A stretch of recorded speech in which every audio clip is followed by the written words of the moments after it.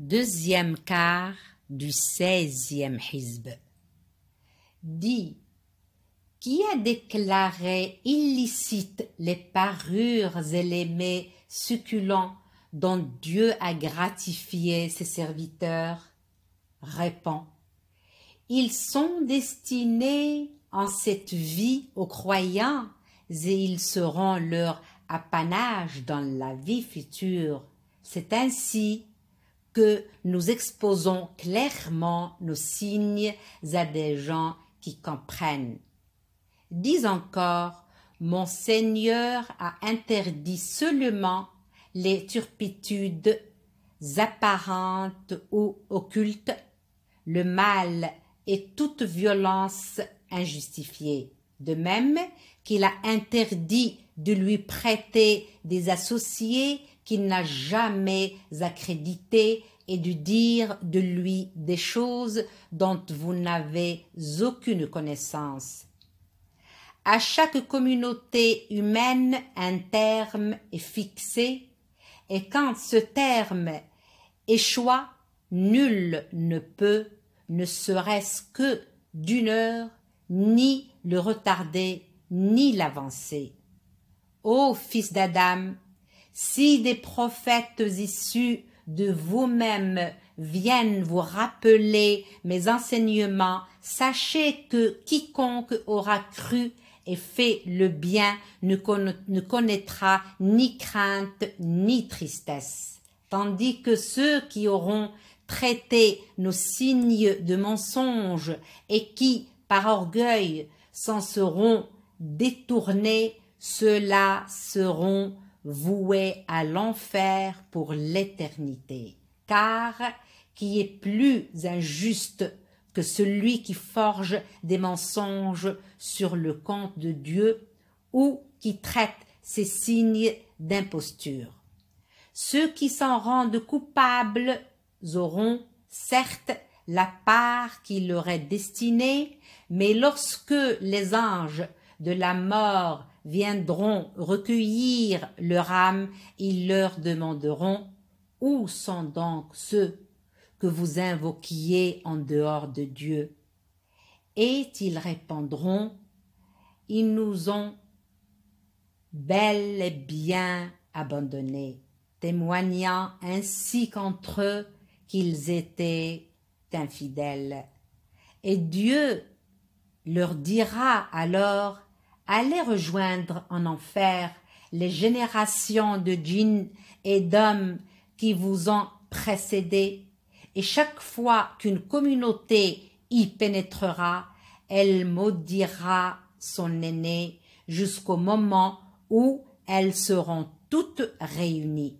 Alors la dernière entrée dira de la première arrivée, « Voilà, Seigneur, ceux qui nous ont égarés, double donc leur châtiment par le feu. » Le Seigneur répondra, « À chacun de vous sera infligé un double châtiment, mais vous ne le saviez pas jusqu'à présent. » Et la première fournée dira aux derniers arrivés, « Vous ne valez guère mieux que nous.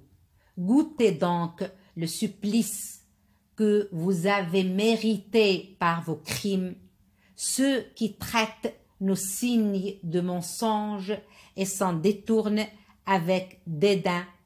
Ceux-là ne verront jamais s'ouvrir devant eux les portes du ciel, ni n'auront accès au paradis que dans le chameau aura traversé le chat d'une aiguille. C'est ainsi que nous rétribuons les criminels qui auront pour lit le brasier de l'enfer et pour couverture des flammes ardentes. C'est ainsi que nous rétribuons les injustes. Mais à ceux qui croient et font le bien, nous n'imposerons aucune charge qui soit au-dessus de leurs moyens, et ceux-là auront le paradis pour séjour éternel. Nous extirperons toute haine de leur cœur, et des ruisseaux couleront à leurs pieds. Alors ils s'écrieront: louange à Dieu qui nous a conduits en ce lieu.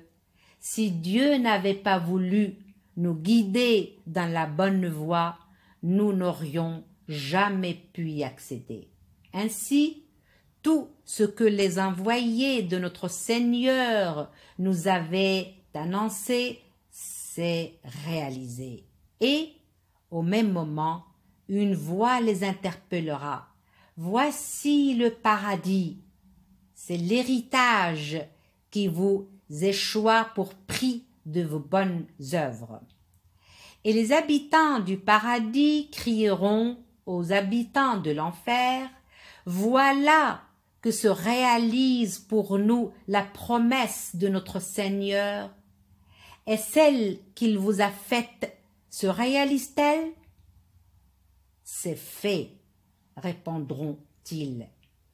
Un crieur proclamera alors au milieu d'eux: que la malédiction de Dieu s'abatte sur les coupables qui détournaient leurs semblables de la voie de leur Seigneur, voulant la rendre tortueuse, et qui ne croyaient pas à la vie future.